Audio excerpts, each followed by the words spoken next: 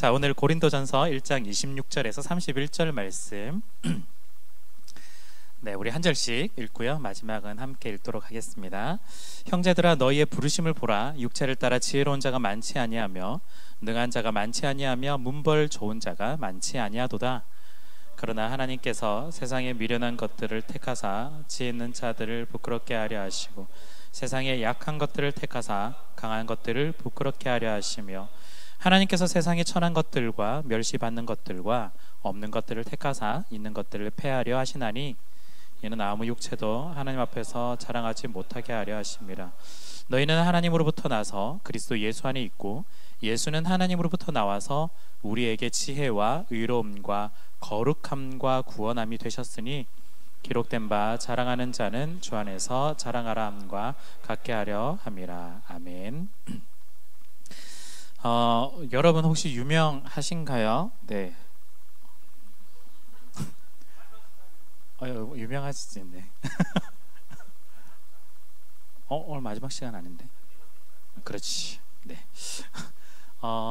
사실 여러분들이 그 업계 여러분들이 있는 직종으로 나가시면 사실은 되게 유명하신 분이 많으실 텐데 교회라서 아마 좀 조용히 아마 계시는 분도 아마 계실 것 같고요. 또한 유명함을 또 꿈꿔 보실 수도 있을 것 같아요. 물론 쉽지는 않겠지만 말입니다. 우리는 유명하지 않은, 어쩌면 반대로 무명한 수많은 사람들 중에 한 명일 거예요. 그래서 그걸 좀 좋게 표현한다면 그냥 평범한 사람들, 일상적인 사람들이 우리이지 않을까 싶습니다. 제가 이제 딸이 있다 보니까 이런 노래를 듣게 된대요. 나라를 빛낸 100명의 위인들, 오랜만에 들어보시죠. 네, 여전히 저 때 들었던 것 같은데 아직도 굉장히 인기가 많더라고요. 확실히 그 한국사 공부할 때는 최고인 것 같은데, 우리나라의 역사에 100명밖에 없을까 위인이. 사실 훨씬 더 많은 사람들이 있을 거고, 이름 있는 사람들 중에도. 그 외에도 이름 없는 수많은 사람들을 통해서 우리의 역사가 계속해서 이어져 왔을 겁니다.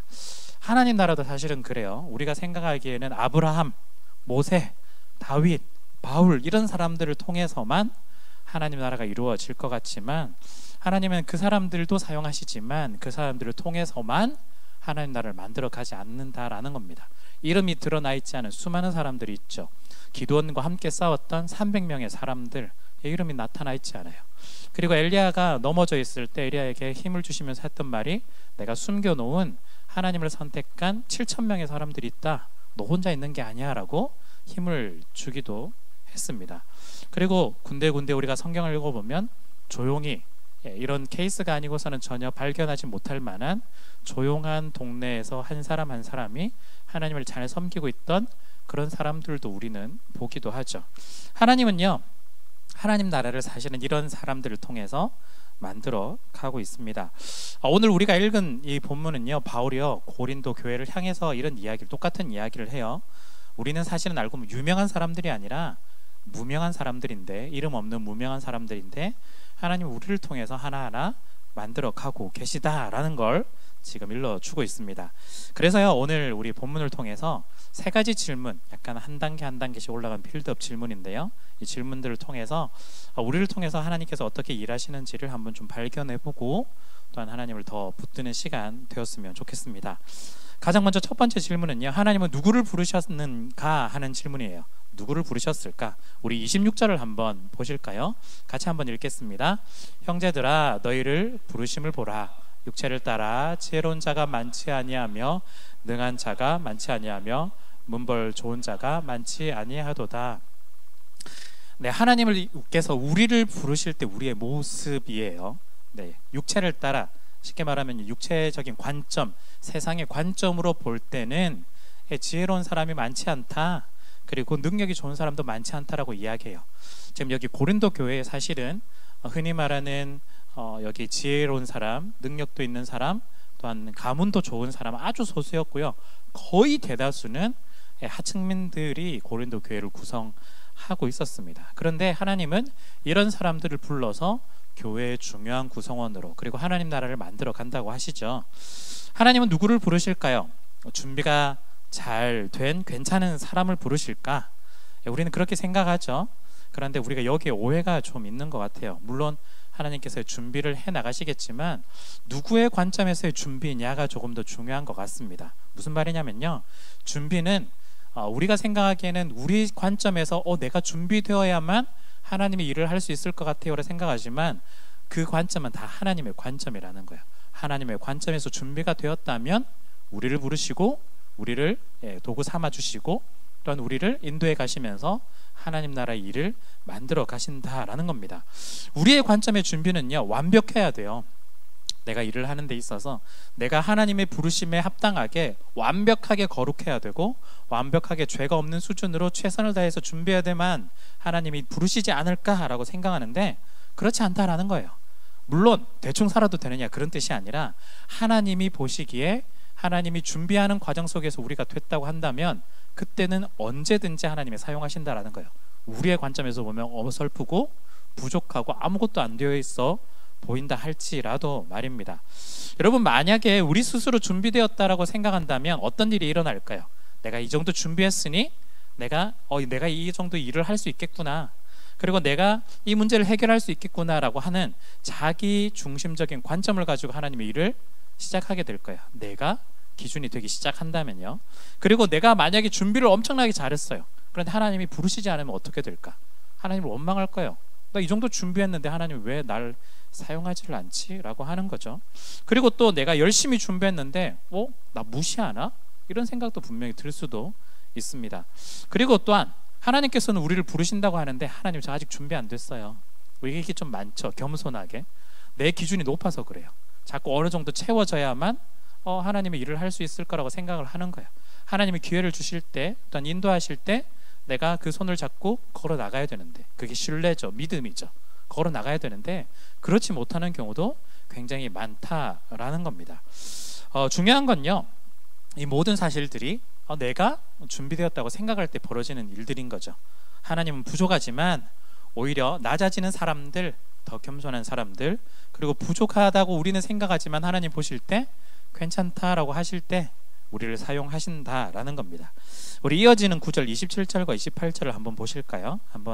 같이 한번 읽어보면 좋겠습니다. 읽겠습니다.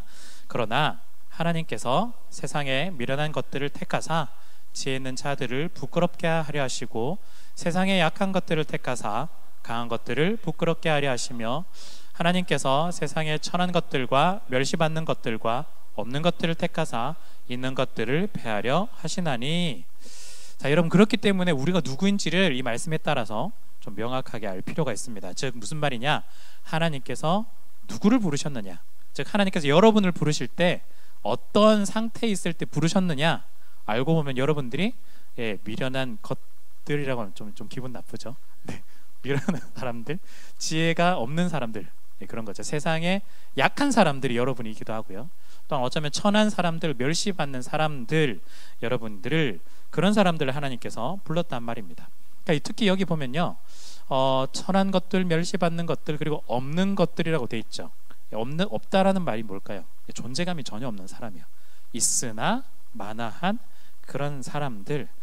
어떻게 보면요, 여러분들이 회사에서도 중요한 일을 하고 계시고 또한 그 일들을 통해서 이 회사 발전에 도움이 되는 분들도 계시겠지만 때로는 스스로를 생각해 볼 때 내가 빠지면 어떻게 될까 하면 회사는 또 아무런 걱정 없이 다른 사람을 채용해서 그냥 집어넣을 거예요.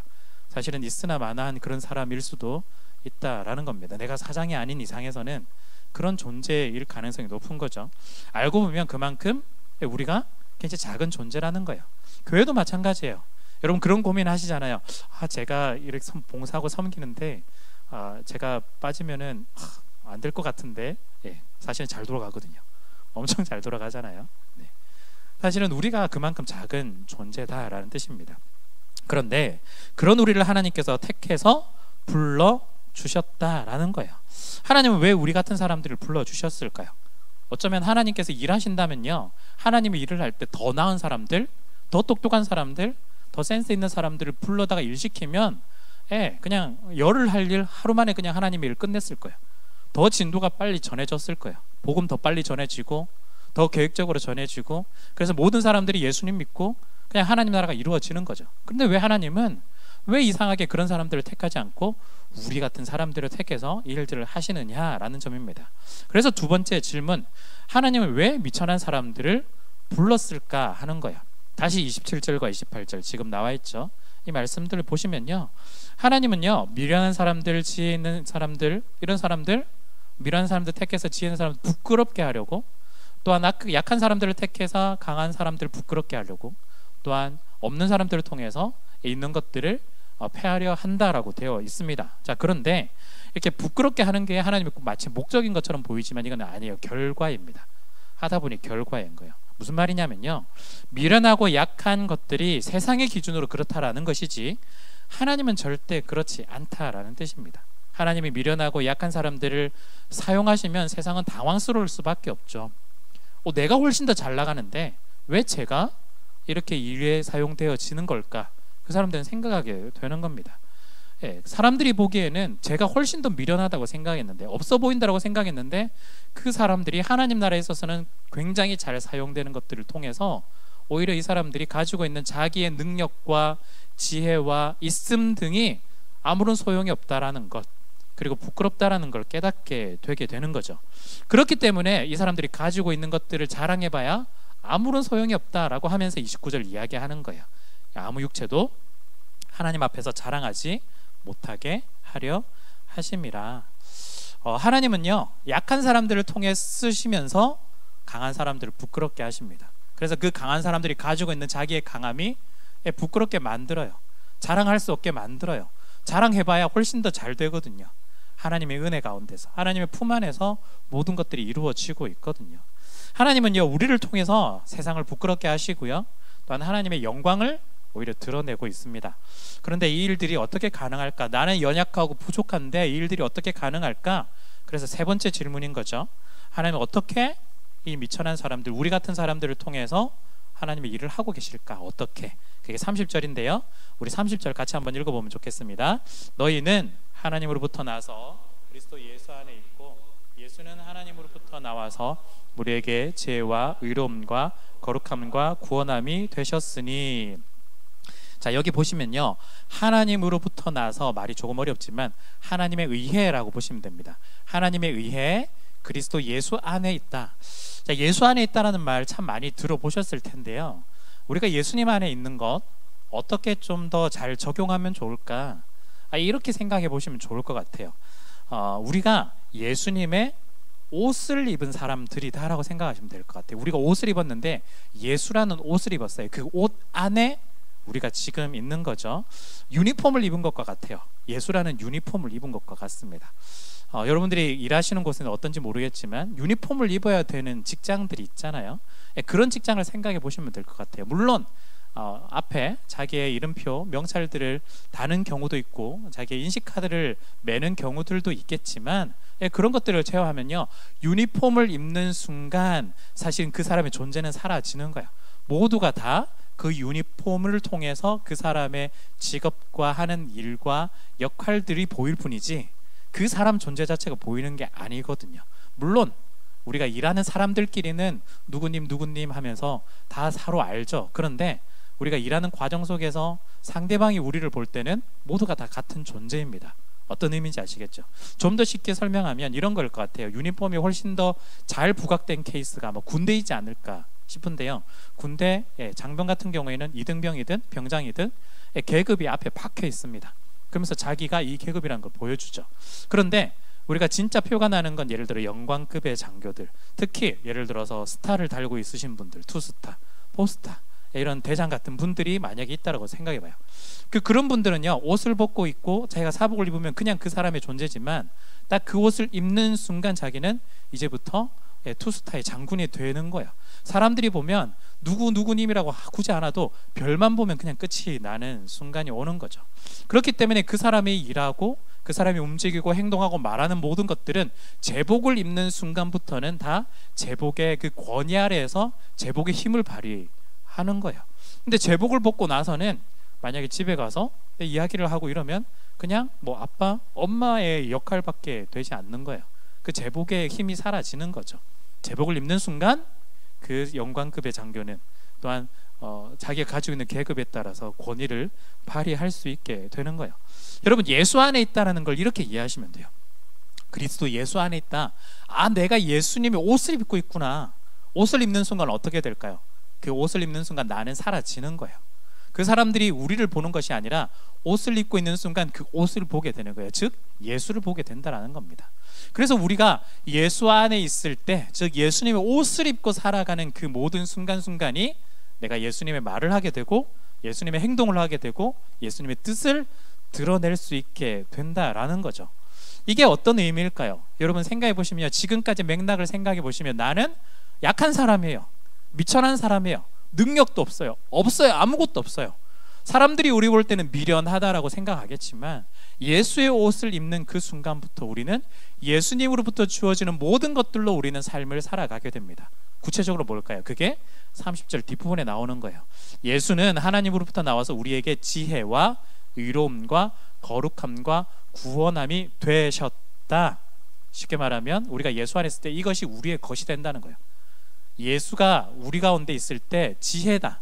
지금 되셨다라고 할 때 그거죠. 예수는 지혜다. 예수는 의로움이다. 예수는 거룩합니다. 예수는 구원이다 라고 지금 이야기하는 거예요. 그게 옷을 입는 순간 결국 우리가 그걸 그대로 가지게 되는 거예요. 내가 하는 모든 것들이 예수의 지혜, 내가 하는 모든 것들이 예수님의 의로움을 보여주고 거룩함을 드러내고 구원함을 나타낼 수 있다라는 뜻입니다. 여러분, 이것이 하나님께서 우리를 부르신 의도예요. 좀 정리해보면요, 세상은 지혜로 자신을 드러내겠죠. 능력을 드러내겠죠. 그런데 하나님은요, 지혜 없는, 능력도 없는, 아무것도 없는 우리를 불러주셔서 어떻게 해주셨을까요? 예수님의 옷을 입혀주셨어요. 그리스도 예수 안에 있는 거예요. 옷을 입혀주셨어요. 그리고 그 옷을 입고 우리가 살아가는 그 모든 순간들로부터 예수님의 지혜, 의로움, 거룩함, 구원함이 드러날 수 있게 된다라는 겁니다. 그 지혜와 세상의 지혜를 비교해보면 이제 비교할 수 없는 거죠. 세상은 이제 자신이 가지고 있는 이 지혜가 부끄럽다는 걸 알게 되고, 하나님께서는 자신이 더 강하고 자랑하는 이 모든 것들을 패해버리겠다고 말씀하시는 거예요. 그게 사실은 오늘 말씀의 정리 주제라고 할 수가 있습니다. 자, 그렇다면 이 말씀을 봤다면 우리가 개인적으로 우리 공동체 가운데 어떻게 좀 적용을 하면 좋을까? 한 3가지 정도로 정리를 해봤는데요. 첫 번째는요, 우리의 이름 없음, 무명함을 기뻐하는 겁니다. 사실은 기뻐할 수 없거든요. 유명해야 기뻐하죠. 그렇지만 우리가 예수 안에 있다라는 건 무명한 사람들이기 때문에 가능하다라는 뜻입니다. 우리가요, 이 무명하다라고 할 때 어쩌면 존재감이 없는 사람일 수도 있어요. 여러분들의 상황에 따라 다르니까. 때론요, 내가 1등을 하고 싶지만 1등을 하지 못하는 부족한 사람일 수도 있습니다. 그리고 세상에 어쩌면 이런 말이 좀 기분 나쁠 수도 있지만 뒷배경인 그런 사람일 수도 있습니다. 뛰어난 스포트라이트를 받는 사람들의 배경인 경우들도 있겠죠. 그래서 우리가 살아가다 보면요, 나 같은 사람 무슨 의미가 있겠어, 내 인생에 어떤 의미가 있겠어 하겠지만 하나님께서는 우리를 불러서 사용하십니다. 그렇기 때문에 우리가 무명함을 기뻐하는 거죠. 그렇기 때문에 우리는요, 우리의 부족함을 오히려 기뻐할 수 있었으면 좋겠습니다. 잘 소화하셨으면 좋겠어요. 잘 받아들이셨으면 좋겠어요. 이게 쉽지 않죠. 이게 반발하실 수도 있겠죠. 그런데 우리의 부족함으로 인해서 그 부족함에 무엇이 채워질까요? 예수님의 지혜, 의로움, 거룩함, 구원이 우리의 그 가운데 채워지는 거야. 예수의 옷을 입음을 통해서. 세상에 잘난 사람들이 굉장히 많은데 저는 이런 생각 많이 했거든요. 왜 같은 직종이나 같은 계열에 준비하는 사람들 엄청나게 많이 두게 하실까? 특히 더 많이 아마 느끼실 거는 다른 직종보다는 스포츠나 예술이나 음악이나 뭐 그런 천재 같은 사람들이 막 등장하잖아요. 나 나름대로 축구 좀 한다고 생각했는데, 그래서 한국에서도 이름 난다고 생각했는데 EPL 가니까 장난 아닌 거야. 나보다 훨씬 잘하는 사람들이 막 뛰어다니는 거죠. 나 좀 야구한다고 생각했는데, 나 좀 뭐 바이올린 치고 키고 또한 피아노도 치고 나 이름 좀 난다고 생각했는데 천재 같은 사람들이 막 자꾸 나오는 거예요. 그럴 때마다 나는 물론 유명한 사람들이었지만 그 사람들에 비하면 되게 무명한 사람 같은 그런 느낌이 있는 거죠. 어쩌면 내가 이걸 위해서, 저서는 사람들의 뒷배경을 위해서 내 인생을 이렇게 갈아 넣었나? 라고 생각할 수도 있습니다. 사실은 저 그런 생각 진짜 많이 했거든요. 그런 면에서 사실은 저도 똑같은 생각을 가지고 있습니다. 저도 마찬가지로 목사인데요, 뛰어난 목사님들 되게 많거든요. 엄청나게 말을 잘해요. 저는 그 우리 교회 이전에 첫 번째 담임 목사님이셨던 박은조 목사님 같은 경우에는 뭐 뒤에 설명이 필요 없어요. 그냥 그분은 오시면은 처음부터 기도를 하시는데 첫 단어가 똑같아요. 자비하신 주님 막 이러는데 약간 그 걸걸한 목소리로 하는데 이미 그때부터 은혜. 와, 나는 1시간을 얘기해도 사람들 막 이러고 있는데 그분은 자비 한마디로 그냥 끝나요. 그런 분이 있는 거예요. 완전 진짜 인간계와 신계 나누듯이 마치 그런 분이 있는 거예요. 그러면서 저도 생각하는 거예요. 여러분들이 그런 느끼면서 굳이 내가 목사할 이유가 있나? 아무리 막 이렇게 해도 오히려 막 더 역효과가 나는 것 같고 더 제대로 신앙을 세우기보다는 그냥 평균 유지 정도만 하는 거 만드는 것 같고 그런 생각을 사실은 저도 좀 많이 했습니다. 그러면서 예전에는 제가 좀 상태도 좀 안 좋았을 때는 어떤 생각을 더 많이 했냐면 나 말고 사실은 참 괜찮은 사람이 왔으면 훨씬 더 도움 많이 됐을 텐데 요즘은 좀 괜찮거든요. 예전에 상태 안 좋았을 때는 뭐라고 해야 되죠? 제가 8월 달에 설교했던 사주의 설교의 그 내용들처럼 항상 저는 강박도 있고 편집도 심하고 회피도 심하고 우울도 심한 그런 사람인데 그런 생각 많이 해요. 내가 차라리 없어지고 좋은 분이 와서 했으면 좋겠다. 그러니까 도망치고 싶은 그런 생각이 요즘은 좀 덜하지만 그런 생각을 하거든요. 왜 그냥 나는 굳이 이런 일들을 해야 될까? 그런데 물론 사실은 완벽한 답은 저도 찾지는 못했지만 정말 분명한 건 하나님께서 이런 사람들 또한 무명의 사람들 또한 부족한 사람들 또한 하나님께서 반드시 제대로 하신다라는 겁니다. 여러분 우리 모세를 한번 기억해 보실까요? 우린 결과만 기억하는 거예요. 결과만. 그런데 그 결과 모세의 결과를 기억하면 정말 위대하고 정말 뛰어난 지도자 우린 그런 걸 기억하지만 모세의 여정 지도자까지 가게 있는 그 여정을 생각해 보면 사실은 쉽지 않은 거예요. 물론 처음에 시작할 때는 왕궁에서 제대로 좀 잘 먹고 잘 살았죠. 한 40여 년을 잘 먹고 잘 살았지만 자기가 결국에는 살인을 한 이후에는 도망을 치게 됩니다. 그리고 나서 그때가 40살이었는데요 하나님의 부름을 받기까지 40여 년이 더 지나야만 했습니다. 80살 될 때까지. 그때 어떤 느낌이었을까요? 처음부터 못 살았으면 나중에 잘 살면 되게 기분 좋은데요 처음부터 굉장히 잘 살면 나중에 못 살면 너무너무 힘들어요. 너무너무. 여러분들 소비가 그렇잖아요. 처음에 나 나름 월급 좀 잘 들어오는데 막 소비하다가 회사를 옮겼는데 갑자기 회사 상황이 안 좋아져가지고 월급이 좀 줄어 막. 그러면 여러분들이 그 소비 패턴을 잘 못 바꾸고 엄청 힘들어져요. 그런 것처럼 엄청나게 잘 나가던 사람이 한순간에 직장을 잃어버리고 한순간에 제대로 완전 나락으로 가는 상황이라면 제대로 다 버티지 못해요. 지금 모세가 사실은 그랬거든요. 그 이후에 아무것도 없는 채로 40년을 살았습니다. 40년 때 물론 결혼도 했죠. 결혼했는데 요즘 말로 말하면 대릴 사회인 거예요. 그냥 그 집에 얹혀 사는 거예요. 처가에 얹혀서 살고 거기서 가지고 있는 양, 염소 자기가 해주고 그래도 자기 소유 아무것도 없어요. 모세가 가지고 있는 거는 유일한 지팡이 하나. 그러면서도 그 집에서 그냥 감사합니다 하면서 40년 살았던 거예요. 그런데 그게 젊은 나이도 아니고 80세 어르신 될 때까지. 그런데 하나님께서는 이 모세를 불러주셔서 오히려 부유하고 지혜롭고 가장 강한 이집트와 파라오를 부끄럽게 하시는 일을 하셨다는 거예요. 우린 결과만 보면 모세가 처음부터 대단한 것처럼 끝까지 대단한 것처럼 보이지만 그 과정은 전혀 그렇지 않습니다. 여러분 하나님께서 이스라엘 백성들을 선택해 주셨어요. 왜 선택했을까요? 잘나서? 하나님 너무 잘 믿어서?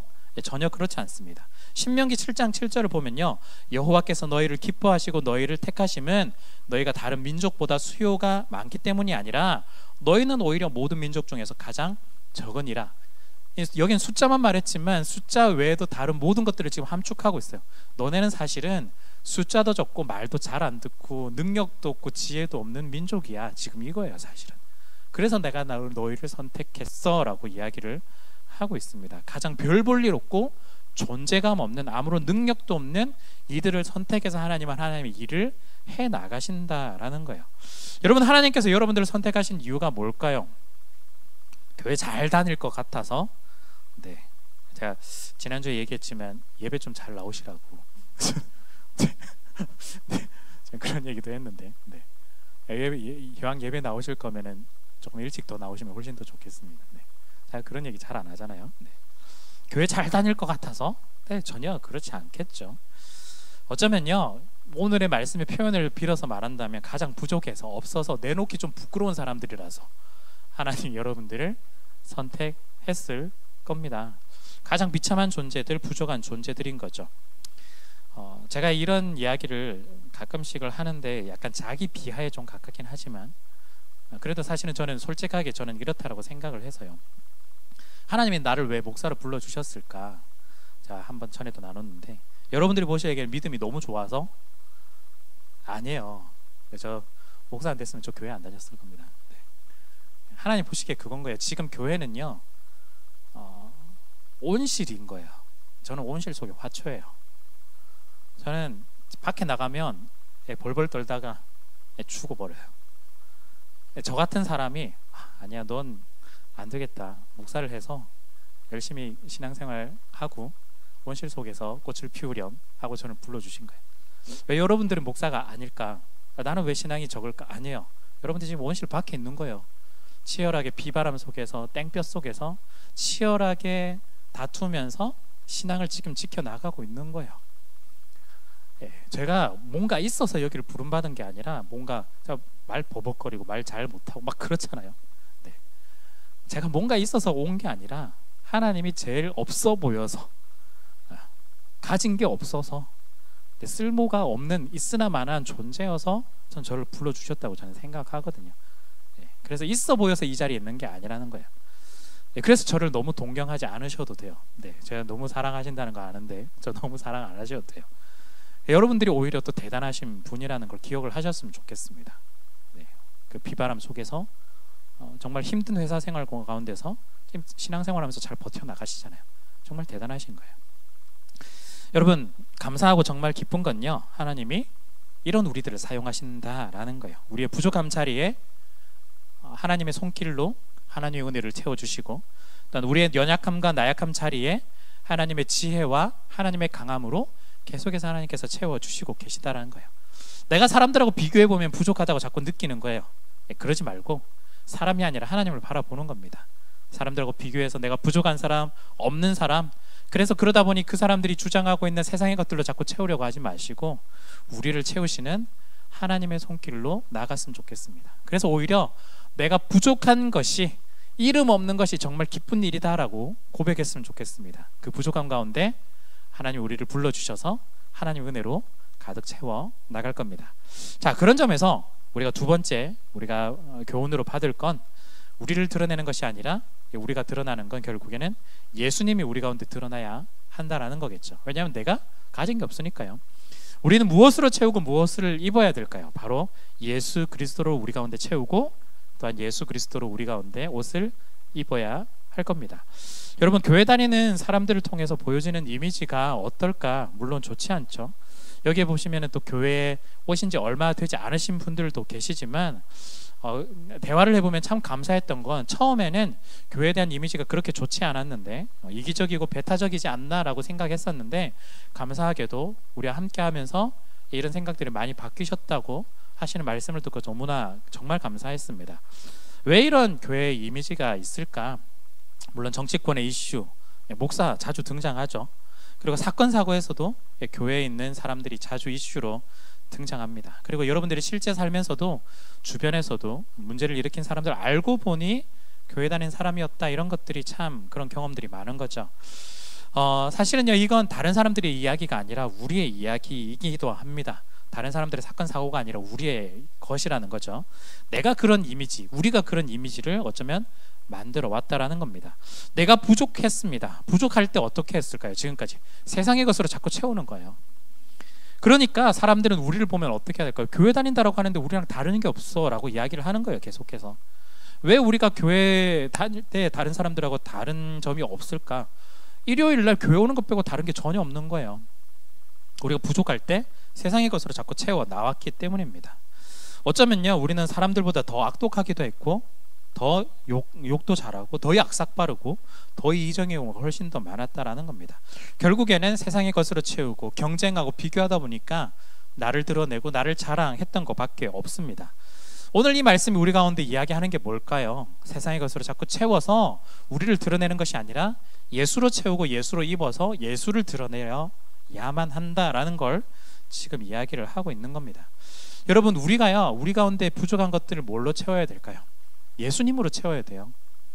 앞서 나왔던 것처럼 예수님께서 주시는 그 지혜, 의로움, 거룩함, 구원함, 이런 것들로 우리를 채워 나갈 때 우리로부터 나오는 것들이 결국에는 지혜, 즉 어떤 지혜일까요? 사람의 지혜가 아니라 하나님으로부터 나오는 그 지혜들, 의로움과 거룩함과 구원이 우리로부터 드러나고 나타나게 될 겁니다.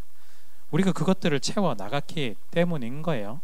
그렇기 때문에 우리가 일요일 날 교회에 오는 걸로 자꾸 난 교회 다녀, 예수 믿어라고 표현되는 것이 아니라 우리로부터 드러나는, 즉 예수님이 옷을 입고 나음으로 살아가는 것을 통해서 자연스럽게 세상이 우리를 볼 때 우리를 보는 것이 아니라 예수님을 보게 되므로 우리가 다르다라는 걸 깨닫게 만들 필요가 있습니다. 여러분, 우리가 무슨 옷을 입고 있느냐 날마다 기억을 할 필요가 있습니다. 일요일, 자꾸 제가 일요일 일부러 얘기했지만 주일 여러분들 나와서 예배드리고 하는 것들 통해서 구분되는 것들을 보여주는 것도 중요합니다. 이걸 어떤 균형점에서 이게 더 중요하다, 그게 아니라 굉장히 중요해요. 그런데 또 하나 중요한 건요, 월요일부터 토요일, 주일까지 포함해서 여러분들이 어떤 옷을 입고 살아가느냐가 또한 굉장히 중요하다라는 거예요. 여러분들이 예수로 인해서 의와 거룩과 지혜와 구원이 주어졌는데 우리가 그 옷을 입지 않는다면 당연히 제대로 누리지도 못할 것이고, 만약에 입었다 할지라도 내가 입은 걸 오히려 부인하려고 하고 또한 내가 그걸 드러내지 않으려고 자꾸 숨기려 한다면 우리는 우리의 욕심만을 드러내는 그런 종교인이 되어 있을지도 모르겠습니다. 어쩌면 종교 잡상인이 되는 거야. 그냥 교회 와서 관람하는 관람객이 되어버리는 겁니다. 그렇기 때문에 우리는 우리의 삶이 세상의 방식이 아니라 예수님의 옷을 입은 사람들, 그래서 그 옷을 입고 세상의 사람들이 우리를 바라보고 깨닫게 되는 사람들로 우리는 살아갈 필요가 있겠습니다. 자, 마지막 세 번째는요, 약간의 맥락은 좀 다르긴 한데 우리의 미천함을 통해서 우리를 돌보시는 우리 하나님을 우리는 좀 발견했으면 좋겠습니다. 우리가 나약하고 지혜 없고 부족함, 이런 것들을 말씀을 드리면요, 때로는 안 좋게 적용을 하는 경우들도 있어요. 그러니까 내 마음이 조금 약해서 그래, 나 아무것도 못하는 사람이야, 난 죄 많은 사람이야, 하나님은 난 사랑하지 않아, 꼭 이렇게 또 연결하는 사람들이 있더라고요. 근데 그게 그 얘기가 아닌 거예요. 지금 우리의 부족함이 있을 때 중요한 건요, 하나님께서 우리 같은 미천한 사람들을 끝까지 돌보시고 계시다는 사실을 우리가 거기서 놓치면 안 됩니다. 나는 부족한 사람이야, 거기서 끝나면 안 된다는 거야. 난 부족하고 연약하고 난 아무것도 할 수 없는 존재지만 그렇기 때문에 하나님이 나를 여전히 돌보시고 계셔라는 우리 그 확신과 믿음을 가지고 우리는 반드시 살아갈 필요가 있습니다. 우리가 아는 성경의 이야기 중에 사무엘의 어머니 이름이 한나죠. 이 한나는 아이를 가지지 못하는 인생이었는데요, 당시에 뭐 우리나라도 마찬가지였지만 당시에 아이를 가지는 것과 가지지 못하는 것은 거의 진짜 사람이 대접을 받느냐 사람 취급을 받지 못하느냐의 차이입니다. 완전하게 다른 세상이었어요. 그렇기 때문에 이 한나에게는요, 아이를 가지지 못한 상황에서는 치욕스럽고 수치스럽고 비난을 받고 계속해서 모욕적인 언사를 계속해서 드려야 되는 상황인 거죠. 그런데 그러던 그가 아이를 낳게 됩니다. 가지게 되면서 그래서 깨닫고 하나님을 노래하기 시작하는데요, 사무엘상 2장 4절부터 10절까지 이런 말씀이 있어요. 제가 한번 읽어보겠습니다. 용사의 활은 꺾이고 넘어진 자는 힘으로 띠를 띠도다. 풍족하던 자들은 양식을 위하여 품을 팔고 줄이던 자들은 다시 줄이지 아니하도다. 반대 이야기죠. 전에 임신하지 못하던 자는 7을 낳았고 많은 자녀를 둔 자는 쇠약하도다. 여호와는 죽이기도 하시고 살리기도 하시며 수월에 내리기도 하시고 거기에서 올리기도 하시는도다. 여호와는 가난하게도 하시고 부하게도 하시며 낮추기도 하시고 높이기도 하시는도다. 가난한 자를 진토에서 일으키시며 빈궁한 자를 거름더미에서 올리사 귀족들과 함께 앉게 하시며 영광의 자리를 차지하게 하시는도다. 땅의 기둥들은 여호와의 것이라. 여호와께서 세계를 그들의 위에 세우셨도다. 그가 그의 거룩한 자들의 밭을 지키실 것이요 악인들을 흑암 중에서 잠잠하게 하시리니 힘으로는 이길 사람이 없음이로다. 여호와를 대적하는 자는 산산이 깨어질 것이라. 하늘에서 우레로 그들을 치시리로다. 여호와께서 땅끝까지 심판을 내리시고 자기 왕에게 힘을 주시며 자기의 기름 부음을 받은 자의 부를 높이시리로다 하니라. 한나의 노래라고 하는데요. 하나님께서는 높은 사람이든 낮은 사람이든 그 자리를 다 바꾸실 능력이 되시는 거죠. 우리가 생각하기에 하나님은 있는 사람들의 하나님이시지 않을까, 능력이 있는 사람들, 뭔가 있는 사람들, 준비된 사람들의 하나님이시지 않을까라고 생각하지만 그렇지 않다라는 겁니다. 하나님은 그들의 하나님이시기도 하지만 그들만의 하나님은 절대 아니다라는 거예요. 하나님은 지혜 있는 사람들만의 하나님도 아니고 능력 있는 사람들만의 하나님도 아니다라는 거예요. 그러니까 정말 감사한 건 하나님은 없는 자들의 하나님이다라고 이야기를 너무나 강조해서 이야기를 하고 있습니다. 우리가 살고 있는 세상은 어떨까요? 우리가 살고 있는 세상은 능력 있는 사람만이 성공할 수 있는, 능력 있는 그 사람들만 존경을 받는 세상이기도 해요. 그렇기 때문에 우리가 배경처럼 없는 존재처럼 살아갈 때 너무나 힘든 이유가 여기에 있는 거죠. 돈이 있어야만 대우를 받는 세상이기도 합니다. 똑똑해야만, 좋은 학벌을 가져야만 인정받는 세상이기도 해요. 그런데 하나님께서는 그런 사람들의 하나님이시기도 하겠지만 모든 사람의 하나님이시죠. 그런 사람들에게만 하나님이 아니라 없는 사람들의 하나님이라고 굉장히 강조해서 이야기합니다. 대표적인 게 나는 고아와 과부의 하나님이다. 고아와 과부는 그 당시에 가장 없는 사람들입니다. 왜일까요?